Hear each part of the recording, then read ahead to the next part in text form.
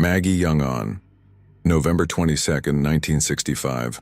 A despondent, mentally ill woman named Maggie Young took her 4 daughters one by one into the bathtub of her Hawaii home and drowned them. The oldest was 5. The youngest was just 8 months. Then she yanked her 8-year-old son from school, brought him home, and killed him the same way. She placed all the bodies, wet and nude, on twin beds, the girls on one, the boy alone on another. Young immediately confessed, and after she was found unfit to stand trial, was committed to a state hospital. About 6 months later, she escaped to a chicken shed on the hospital grounds and hanged herself. Father, whose wife killed their 5 kids in Aiea in 1965, urges compassion. He is compelled to help a Houston woman who is charged with the murder of her children by Trina Shapiro, Honolulu. Star Bulletin, June 26, 2001a. Father, whose children were drowned by their mother in Aiea 35 years ago, is hoping that her situation could help provide insight into a similar case last week in Houston. Andrea Yates, 26, of Houston, was charged with capital murder last Wednesday after telling police she drowned her 5 children, ages 6 months to 7 years. On November 22, 1965, Maggie Young, a 38-year-old mother of 7, drowned her 5 youngest children in a bathtub at her Nalapaka Place home. Her 2 daughters from another marriage were married and living in separate households. Today, the Young case remains one of the worst multiple slayings in state history, and the largest by a member of the same family. Her husband, James Young, an Air Force captain, was away on a flying mission at the time. Yesterday, Young emailed the Star Bulletin saying that he had to do what he could to help Yates. Since I am the father of those Aiea children, I feel compelled to do what I can to help this woman, who is a victim of postpartum depression and the terrible feeling of inadequacy she must have felt. The same feelings my late wife must have felt. Behavior signs we all recognized in hindsight, wrote Young, now 72. Medical science needs to recognize this condition earlier and help the mother before it develops into paranoid schizophrenia, as it did in the case of Maggie, he wrote.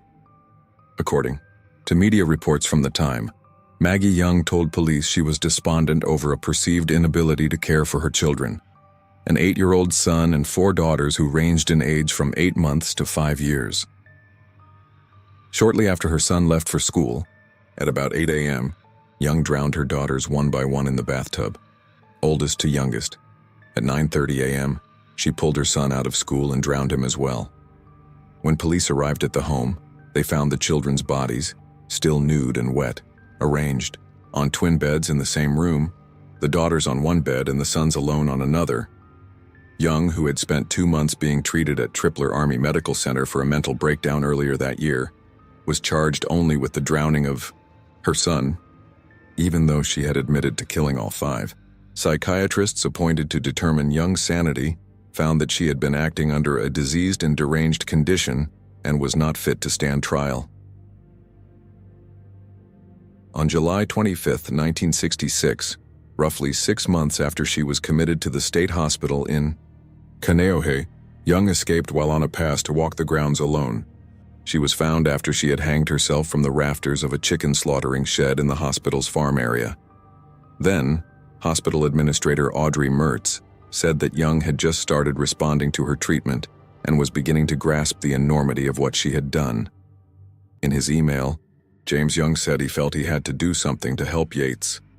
This ill woman does not need to be sentenced to prison. Certainly not charged with first-degree murder, he wrote. My wife was charged with first-degree murder, but Hawaii justice recognized her illness and gave her the medical help she needed. Unfortunately, she did not survive the cure. Young moved to the mainland after his wife's suicide. United by the pain of their children's deaths, 2 fathers hoped to raise public awareness about postpartum depression to prevent future tragedies. By Trina Shapiro, Honolulu, Star Bulletin, July 15, 2001. During yet another sleepless night in the Houston home where his wife had drowned their 5 children days earlier, Russell Yates reached out for perhaps the only man who could understand his despair.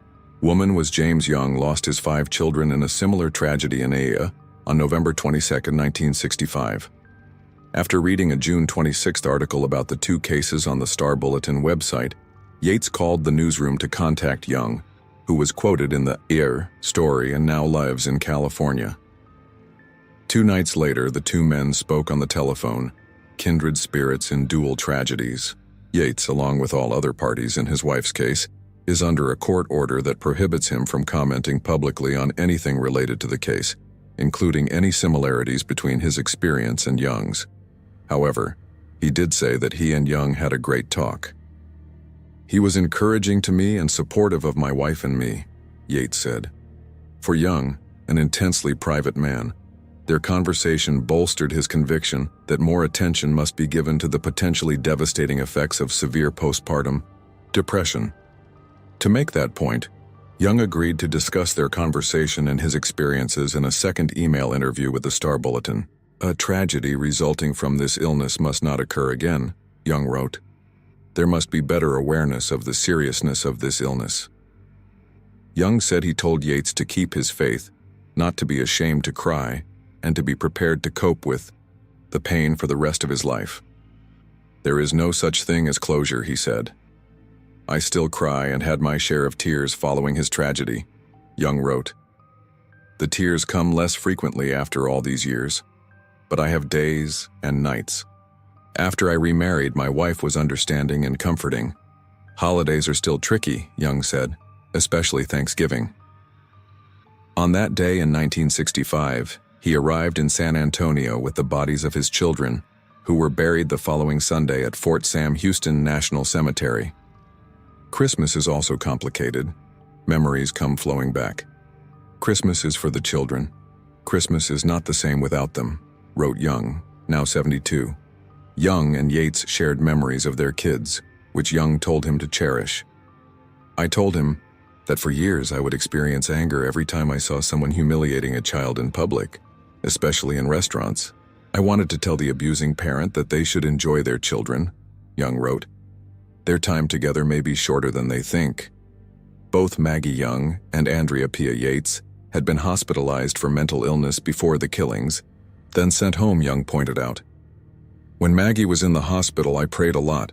Mostly I prayed that she would come home to us. When she did come home, and in a few weeks drowned the children, I blamed the Almighty. Then I realized that my prayers were answered. I should have prayed for her recovery," he wrote. "Then I blamed myself." Young recalled that his wife displayed symptoms of depression that gradually developed into a psychotic state. She was unhappy and felt inadequate. She was constantly tired, sleeping during the day and going to bed in her clothing. "Her behavior slowly changed until nothing I nor the children did was right," he wrote. Eventually, she could not care for her 5 youngest children, leaving them in the hands of her 2 adult daughters from a previous marriage. "After they left, I would come home to find the children in dirty or wet diapers. I would change them, give them baths, and prepare them for bed. During all this, she would be in bed," Young wrote. But the descent was so gradual that Young did not at first recognize it as mental illness. Eventually, Maggie Young began having delusions and hallucinations. She disappeared for 3 hours one night, then came home saying she had been to a church where God told her that her husband was Jesus and his grandmother had been the Blessed Mother. A few days later, she took a broom to Young when he tried to open the door and leave for work.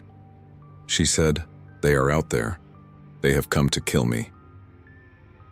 Young took the day off from work and tried to have his wife committed to the hospital, only to learn she would have to enter voluntarily. Persuading her to do so required the help of their priest and doctor, but she agreed. She was in the hospital for at least a month to 6 weeks when the psychiatrist told me there was nothing more he could do for her. Any improvement would have to come at home. Soon after, their children were dead. Young, then an Air Force captain stationed at Hickam Air Force Base, was away on a flying mission the day of the slayings.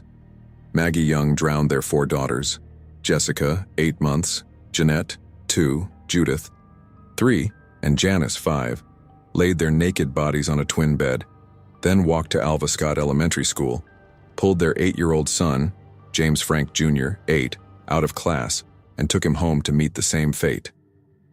A panel of court-appointed psychiatrists found that Maggie Young had been acting under a diseased and deranged condition and was not fit to stand trial. The 38-year-old sent to the Hawaii State Hospital in Kaneohe and with treatment began to realize what she had done. She escaped and hanged herself in a chicken slaughtering shed on the hospital grounds. The grief-stricken Young never stopped mourning the loss of his family, but eventually managed to rebuild his life. He remarried. Although he had no more children, he prefers to keep details of his life private. But when he read about how Andrea Yates had confessed to killing her 5 children in Houston on June 20th, he felt compelled to revisit his past in hopes of helping the Yates family. Like Maggie Young, Andrea Yates had drowned her children, Mary, 6 months, Luke, 2, Paul, 3, John, 5, and Noah, 7, in a bathtub at home. Like Maggie Young, Andrea Yates placed the wet bodies of her children on a bed except for Noah, whom she left in the bathtub. Both women confessed to the police. Most significantly to Young, both his wife and Andrea Yates had previously been hospitalized for mental illness. Andrea Yates, 37, who had been hospitalized after a suicide attempt before the killings, has been charged with capital murder for the deaths of her 2 oldest sons, 7 and 5, and also has admitted to drowning her 2 and 3-year-old sons and her 6-month-old daughter. Prosecutors have yet to decide whether they will seek the death penalty if she is convicted. She is in jail under a 24-hour suicide watch. Her next scheduled court appearance is July 24th. Young maintains that Andrea Yates needs medical treatment, not prison. I don't mean to say that all parents who kill their kids are innocent because of insanity, but those suffering from serious postpartum depression do not need to be in jail. They need to be given treatment, he wrote. Hopefully, the treatment will come before the tragedy. Although he does not intend to intrude on Yates's life, Young said he has made himself available. The 2 men said their chainmail addresses, he said, invited to contact me anytime. Russell Yates, 36, a NASA computer engineer, has said that his wife had been taking the powerful antipsychotic drug Haldol to treat postpartum depression, which she experienced after the birth of her last 2 children. He has not said publicly whether she was still on the medication when she killed her kids. Her brother, Andrew Kennedy, has said that she had been hospitalized at least 4 times after a suicide attempt several months ago. She also had attempted suicide after the birth of her 4th child. Just as Russell Yates has asked for sympathy and understanding for his wife, Young stood by Maggie Young after their children's deaths. Young's wife at first told him she believed her actions had been proper and necessary. In her mind, she had removed the children from a cruel world and had sent them to a far better place to be with God. I think that the proof that she truly believed this is demonstrated in the fact that as her treatment slowly returned her to reality, she began to realize that what she had done was wrong and eventually, she could no longer live with the terrible truth.